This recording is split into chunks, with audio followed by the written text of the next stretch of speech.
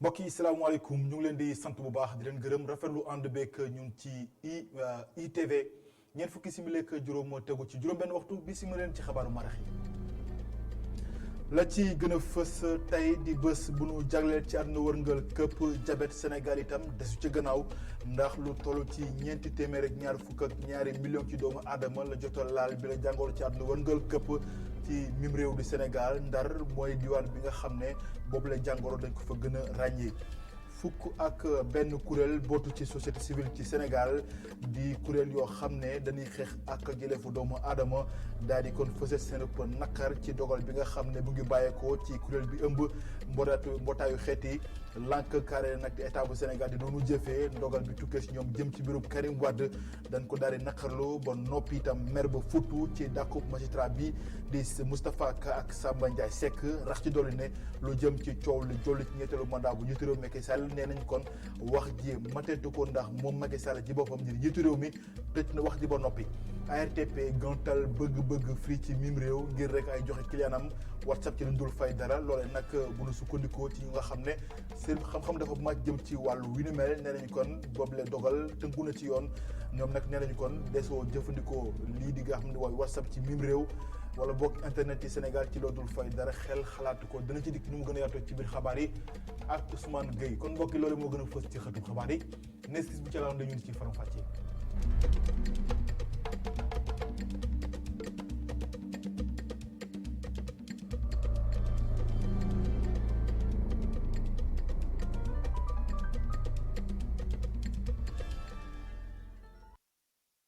mbokk yi asalaamaaleykum ñu ngi leen di sant bu baax di leen gërëm rafetlu ànd beeg ñun ci ITV xabaaru marax yi des koy tàmbaleek ak musiba ni ki tey kon sànq am ci canal bi nga xam ne moo am diggante Point E ak fii ci zone B ab ndaw soo xam ne oto la yor mu doon dawal ba ne sarax kon ci canal ba waaye nag yàlla def na ci sutura ndax mujjut a ñàkk ba kanam waaye am nay gaañu gaañu yu tar ginnaaw ba ko sapeur pompier ko rawalee ci mbiri bu nu sukkandikoon ci li nga xam nag seen ba dañ ko fekkee itam musiba bi am nee nañu nag ñenn ñi jàpp nañu ne moom ndaw sile da doon moytu ab oto ñu des nag jàpp nañu kon li nga xam ne moo waral mu daal di dugg ci bile canal mooy kon da doon jëfandikoo lii di téléphone portable am.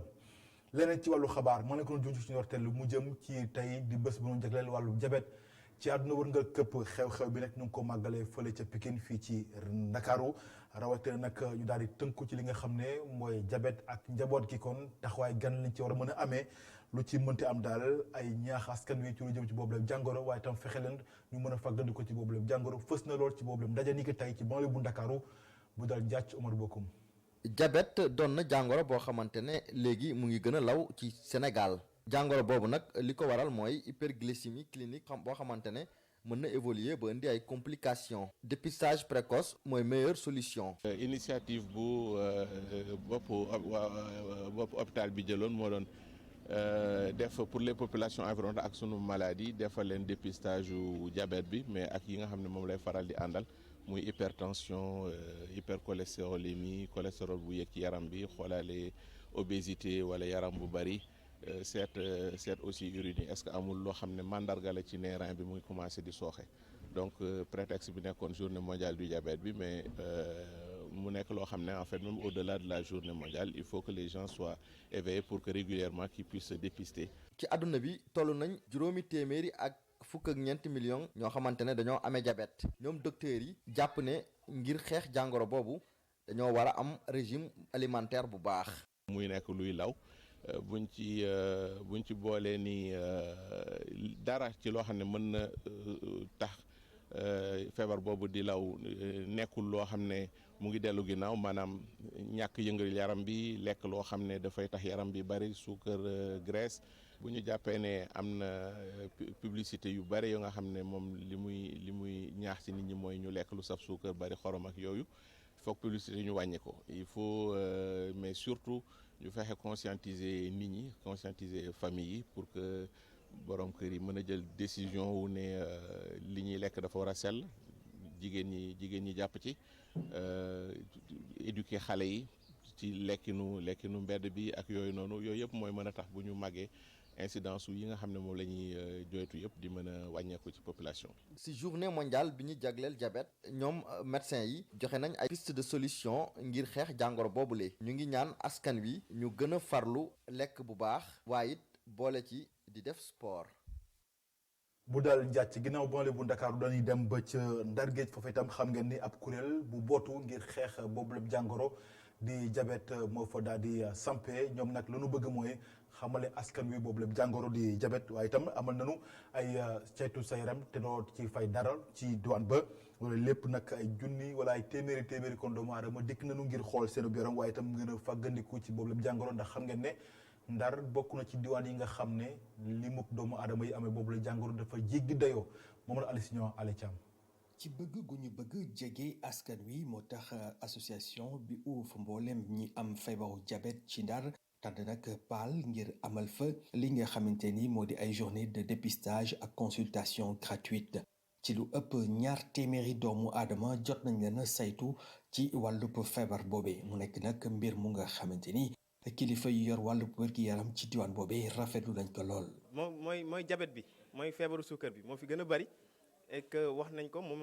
moo tax association des diabétiques ñëw mooy feebaru suukar si moo fi gën a bari feebaru tension bi tegu ci te ñooy ànd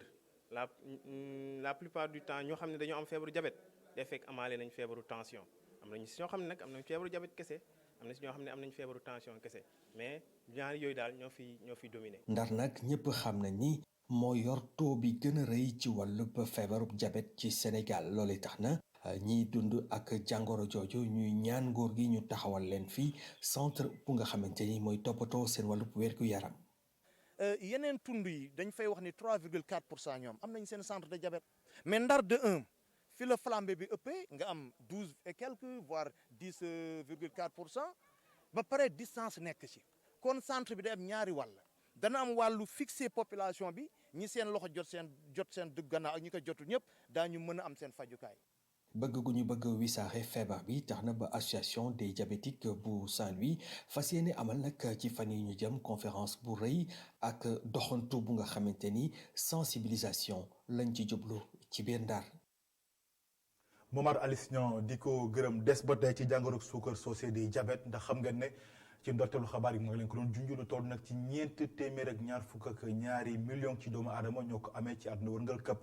loolee nag rax ci dolli bu fekkee defuñu ndànk fii ak atum 2020 lim bi dina yokk sax diabète doon juróom-ñaareelu feebar boo xam ne mooy gën a faat doomu aadama yi ci àdduna wërngal këpp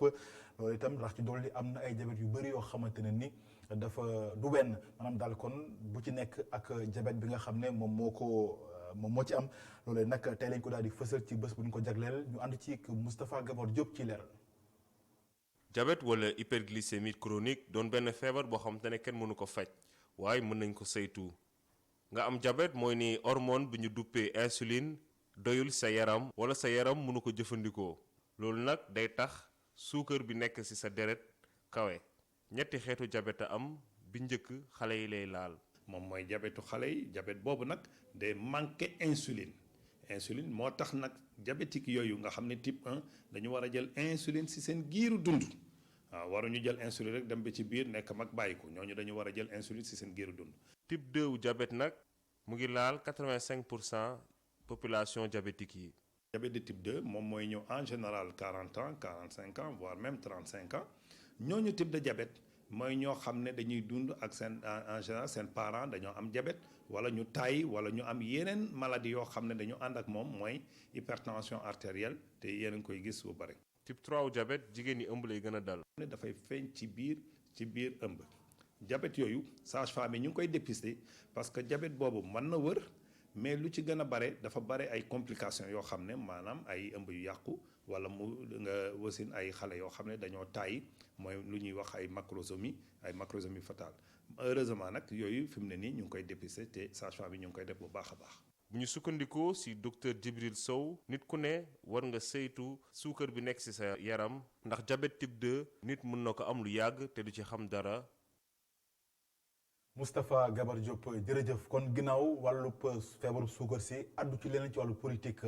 ci biir xabaar yi ak société civile bu Sénégal ne lu jëm nag ci ñetteelu mandat bu njiitu réew Macky Sall ak coow la ci am matewu ko ñoom ndax nee nañu kon constitution bu Sénégal ci dogalub njiitu réew mi tëj na wax ji loolu mooy seen gis-gis njiital RADDHO moo ko daal di xamle Sadikh Niass ñu teewli kàddoom ci micro Alioune Gueye Bara Sow. ci wàllu troisième mandat li ma si wax dafa leer wàllu troisième mandat daal wax la boo xam ne nii maanaam waxu sax ku daanu ci sareet laa koy tuddee ndax ñun gisuñu fan la président république bi di jaar ci yoon ba am fi troisième mandat boo xam ne day jaar si yoon. constitution bi lu mu wax dafa leer dañu tëj troisième mandat mënul amul interprétation xam nga juristes yi constitutionnalistes yi ñoom dañuy bëgg def traite tout le temps nañu toog nag noppalu ñun ñi 4 ans yoo xam ne du ñu wax sax ñu noppalu ñu liggéey ndax liggéey dafa am période boo xam ne dañu war a liggéey période boo xam ne dañu war a politique bu desee 6 mois sax mun nañ indiwaat wax boobu ñu commencé ci di wax waaye troisième mandat biñ ko tegee ci yoon rek mënul am président mënatu ko am. ñoom société civile bu Sénégal dañoo xëy tey jënoog taskatu xabaar yi lu toll nag ci fukk ak benn kuréel yi ci bootu daal di naqalu nag dogal bi nga xam ne moo tukkee ci kuréelu mbootaay xeet yi xeex ak yelleefu doomu aadama te nag jox dogal état bu Sénégal ci lu jëm ci mbiru Karim Meïssa Wade te nag état bu Sénégal ne da lànk ni du ko daal di jëfee dañ ko naqarlu ndax ci dool itam ni dàkkub Moustapha Ka ak Samba Ndiaye Seck nekk ñaar ci magistrat yoo xam ne njiitu réew Macky Sall mu jël xale yi moom daal leen dàq ci seen toogu loolu lépp ko nañ ko daal di naqarlu tey lañ ko daal di xamle seen jënoog taskatu xabaar yi Alioune Gueye Bara Sow. fukki at ak juróom-ñaar yu état du Sénégal présenté wul ab rapport ci comité bi ay àq ak yelleef doomu aadama yu bëri loolu la ñii nga xamante ni ñoo bokk ci société civile bi di ñaawlu ñoom ñu gis ni rek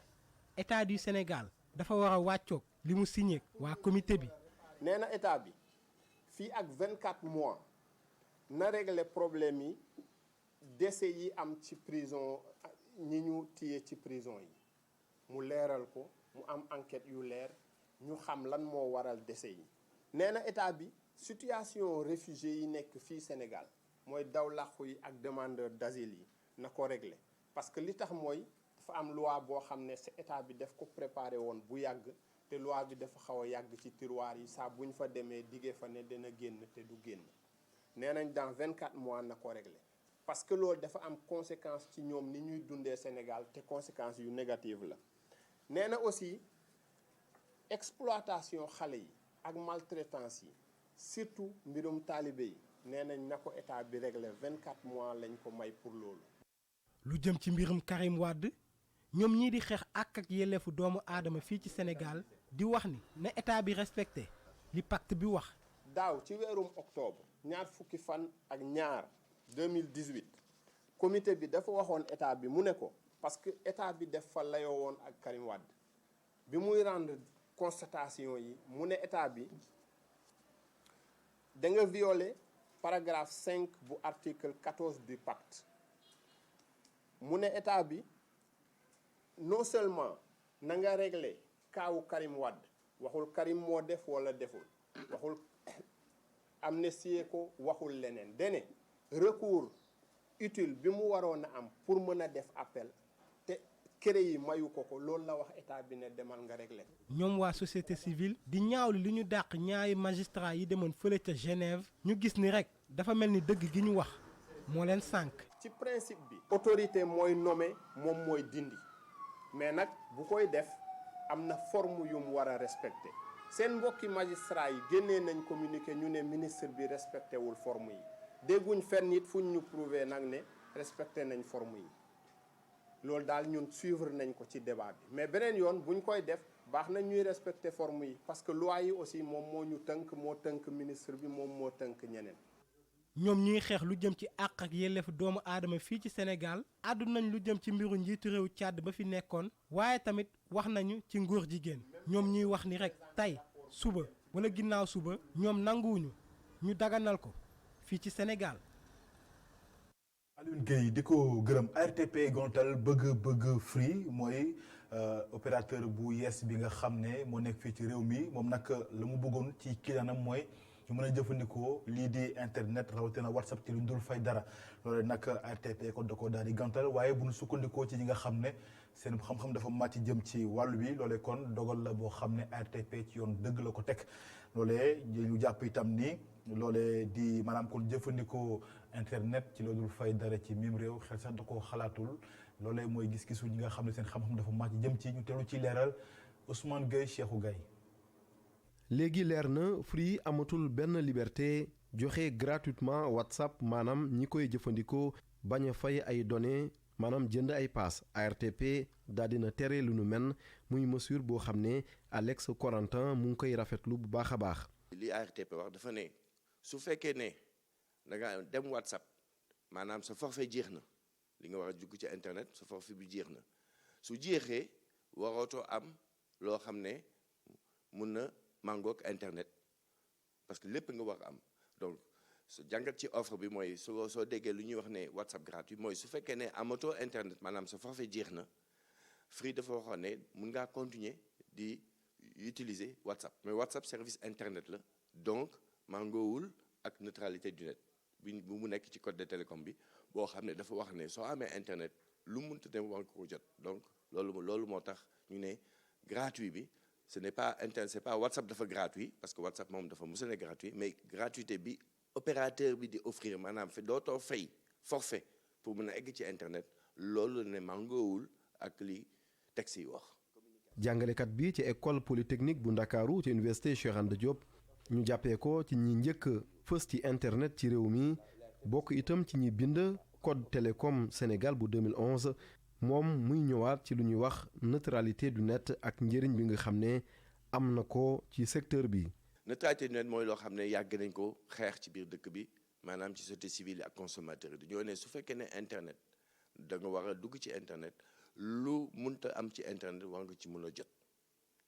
te loolu mooy neutralité du net su fekkee ne mën ngaa téléphoner ci internet ah du internet la donc loolu kenn mënu koo génnee parce que dafa nekk ci neutralité mooy soo bëggee gis vidéo soo bëggee seetaan télé boo xam ne mu ngi ci internet loolu kenn mënu ko dindil. kon bu nu sukkandikoo ci enseignant bi nga xam ne xam-xam dafa màcc jëm ci wàllu télécommunication fii ci école supérieure polytechnique bu Ndakaaru prix yi nga xam ne Free joxe na ko nekk na ay prix yoo xam ne ARTP amul lenn loo xam ne am na lum si wax kon bu nu sukkandikoo ci ay kàddoom sukkandikoo itam ci décision collège bu ARTP mel na ni xëccoo maanaam guerre bu ñuy wax jëm ci tarif yi diggante Free Orange ak Expresso nekk na guerre boo xam ne jeexagul fi mu ne nii fii ci Sénégal la. Ousmane Gueye lu toll ci ñeenti fukki réew bàyyi ko fii ci pays réew Afrique yi danañu daje fii ci Ndakaaru fukki fan ak ñeent jàpp fukki fan ak juróom-ñaar ci weeru wiile loolu nag ngir waxtaanee li nga xam ne moo jëm ci commande publique waaye nees lay def kon ba loolee kon duñ ko jéggaani ci bitim réew ndax des fii kon ci pays réew Afrique ak ci Sénégal dajale boo xam ne jàpp nañu daal kon mën na juri ay mbégte ci ñoom ñi nga xam ñoo ciy yëngu bu ko defee kon jéggaani gi mën a dàkk ci Sénégal ñu ànd ci yëg Mamadou Bipa Sissoko Souleymane Diallo reportage. lu ëpp ñeent fukki dëkk ñoo teewee ndaje bu njëkk bu ñu amal ngir waxtaanee wàllum commande publique nag boo ko déggee mooy lépp lu laal wàllum jënd diggante public ak privé pour satisfaire seeni besoin yi dëkk yi nekk Afrique fësal nag mooy wàllum tabax. La Banque mondiale estimait il y a 2 ans. suñu bàyyee xel bu baax waa Banque mondiale ñaari at ci ginnaaw waxoon nañ ne fii ci Afrique lu ñu soxla ci mbiru infrastructure toll na ci lu ëpp 93 milliards de dollars ci at bu ne nag loolu suñ ko xoolee mën na nekk lu ñu mën a xayma ci 15% ci PIB africain bi su fekkee na nag dem nañu loo xam ne day mën a yegg ci téeméeri milliards de dollars mën nañu xam ne si fi mu toll ni Afrique soxla nañ bu baax lu jëm ci mbiru infrastructure ñu xool nuñ koy defaree waaye defar ko nag ak nun ko war a defaree dafa war a nekk loo xam ne dafa war a gaaw war a baax waaye tamit ànd ak efficacité bu rëy loolu warul dindi benn yoon tamit li jëm ci mbiru contrôle bi parce que faw ñuy xool tamit liggéey yi nuñ koy defee te su fekkee dañ dem ba ci biir sax retombées yoo xam ne mën naa am ci secteur privé bi ak orientation politique bu ñu jël mën naa jàppale secteur privé africain bu baax a baax. Retombées significatives pour le secteur privé africain. ndaje bi nag réseau africain bu commande publique ak ARMP ànd ci ak banque mondiale ak banque africaine de développement ñoo ko amal lu ñu doon waxtaanee bokk na ci partenariat diggante public ak privé. réew pour mu développer secteur privé moo koy développer ndax problème yi nga xam ni moom la réew yëpp di jànkantoo mooy emploi mooy problème numéro 1 ci la plupart des pays emploi le taux de chômage mais loolu pour nga résorber ko pour nga faj ko faw nga am secteur privé bu am une bonne santé buy développé wu boo xam ne bii dana mën a créer ay emploi donc réflexion bi ñu bëgg a engagé également ci benn thème bi mooy naka la ñu mën a favoriser partenariat entre secteur privé ak état. nguur gi nag moo ëpp lu muy dugal loxoom ci wàllum commande publique waaye dinañ xalaat ci naka lañ war a def ngir entreprise privée yi itam mën cee gën a sóobu. li ñu gën a seetlu mooy secteur privé national yi su ñu def groupement dañ koy wuti ak beneen entreprise étrangère alors que suñu boolee seen i doole ci biir réew mi mais mën nañu gagner marché yi Sénégal nag suñu code aussi am na ay critères de préférence yu bëri yoo xam ni def nañ ko pour le secteur privé national am nañu également ay structures yoo xam ne de contrôle yoo xam ni fekkante ni marché bi jaarul yoon wala fekkante ni marché bi niñ ko construire dafay favoriser davantage une entreprise étrangère yooyu yëpp dañ koy xool jëme fexe de sorte que entreprise locale yi gën mën a gis seen bopp ci biir marché public yi. waxtaan yi nag dina tax ba investissement yi secteur privé yi gën a jaar yoon ngir ñëpp lu laal wàllum commande publique.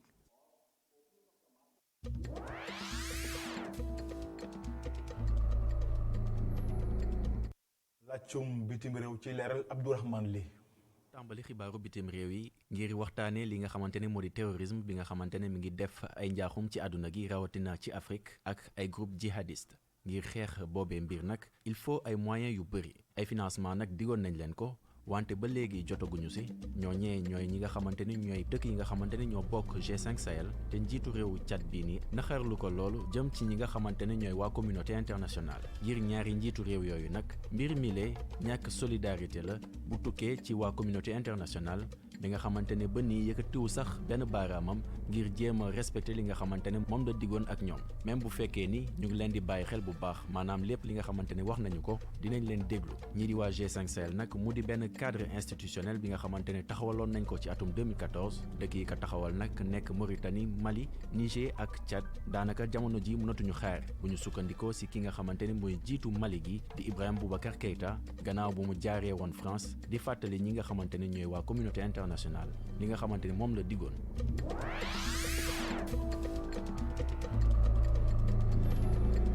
ñu wutali fële ca Tunisie nga xamante ni ay fukki jigéen ñi ngi doon manifester ci kanamu assemblée nationale gëfa di rek ñaawlu li nga xamante ni moom la ñuy tuddee harcèlement sexuel mu di ay manifester yi nga xamante ni amaloon nañ ko te député yi naroon fa amal prestation de serment député yooyu nag ñu faloon leen ci weeru octobre gi ñu génn te kii lee nga xamante ni mooy Zouhair Makhlouf bokk ca moom mi lee nag moom la ñuy tuumal ni dafa doon amal li nga xamante ni moom la ñuy tuddee harcèlement sexuel mbir moomu sax am na ci ay nataal yi nga xamante ne ñenn ñi am nañ ko ba dugal ko ci réseaux sociaux yi moom mi leen nag dafa doon nekk di foowee boppam ci kanamu benn lycée bu ñu ko laajee xalaatam ci mbir boobu nag moom mi lee nanguwu ko benn yoon mi ngi xamle ni da doon nekk di tur ndox ndax moom dafa jabet ba yàqu ñii lee nga xamante ne nag ñoo doon manifester foofu noonu ñu ngi doon yuuxoo ñoom ñëpp naan ki nga xamante ne harceleur sexuel la warul nekk ci màkkaanu ndaw réew mi ñoom ñi le nag ñi ngi yaakaar ni bile mbir nga xamante ne dañ si joxoñ baaraamu tuuma kii lee nga xamante ne ab député la yoon dina si def liggéeyam ba mu mat sëkk même bu fekkee ni moom mi le day am immunité parlementaire ñu fàttali ne kii lee nga xamante ni mooy Zouhair Makhlouf defeere woon nañ ko fukki fan ak juróom ci weeru octobre gi ñu génn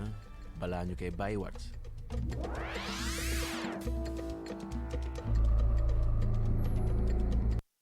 Abdourahmane Ly ñu koy gërëm daanu kon ci tàggat yaram ak gaynde Sénégal yi nga xam ne danañu fat seen football ak waa Eswatini loolu nag jàpp nañ ko fukki fan ak juróom-ñaar ci weer wi nu nekk waaye nag ñaar ci gaynde duñu bokk ci boobu la jongante muy Ismaïla Sarr ak Mbaye Niang ndax ñoom ñaar ñëpp kon dañoo amee ay gaañu ci tànk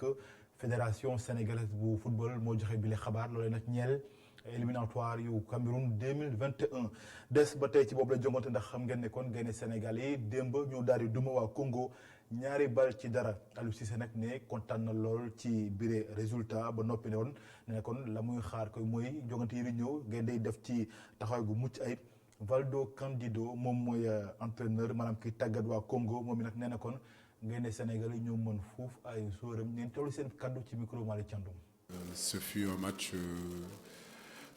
jàpp naa ni match la boo xam ne football nañ ko ni mu waree woon rawatina ci premier mi-temps bi foofee def nañu dëgg-dëgg fulla ak fayda gi nga xam ne moo ci war ci ñaareelu mi-temps bi la ñu xaw a bàyyeeku tuuti rek ndaxte boobu Congo dafa ñëw ak geneen xar kanam waaye tamit ñun ñu xaw a seetaan lu bëree bëri waaye jàpp naa ne bu ñu doon jooyanti côté boobu la ñu jooyanti rek waaye xel mën naa dal ginnaaw bi nga xam ne am nañu victoire ndaxte bu ñu jëmee ci qualification ak éliminatoire am ci ndam rek mooy li ëpp solo. Je suis content pour Sidi, je suis content pour